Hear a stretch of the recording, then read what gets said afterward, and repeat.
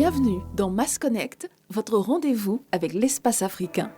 Monsieur le Président, observation de la Terre et agriculture. Comment les satellites contribuent-ils à surveiller les ressources naturelles et à améliorer la sécurité alimentaire en Afrique? L'agriculture et l'espace. L'espace permet ce que nous appelons l'agriculture de précision. Ça veut dire que aujourd'hui, grâce à l'espace, on n'investit plus en désordre et de façon grandiose dans l'agriculture. On investit ce qu'il faut là où il faut.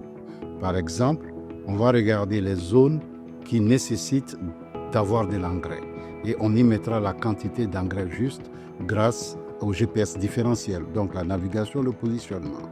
Deuxièmement, on peut conseiller les meilleures terres grâce à l'observation de la terre qui va montrer quelle partie des sols devrait avoir un peu d'eau, un peu d'irrigation et quelle partie ne devrait pas en avoir.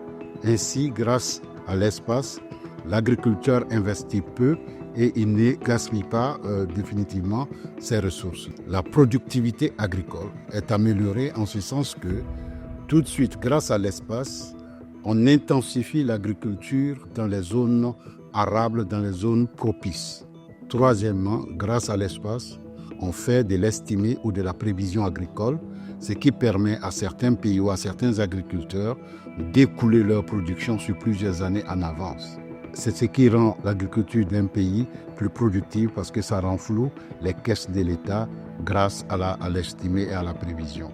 Encore une fois, le MAS, le marché africain des solutions spatiales, vous permettra d'en apprendre encore plus grâce au secteur privé avec leurs innovations, avec leurs nouvelles manières de faire. Je vous donne donc rendez-vous en Abidjan au parc d'exposition du 6 au 8 mai 2025 pour en savoir plus. C'était Mass Connect. On se retrouve au MAS, le carrefour des affaires spatiales, du 6 au 8 mai 2025 à Abidjan.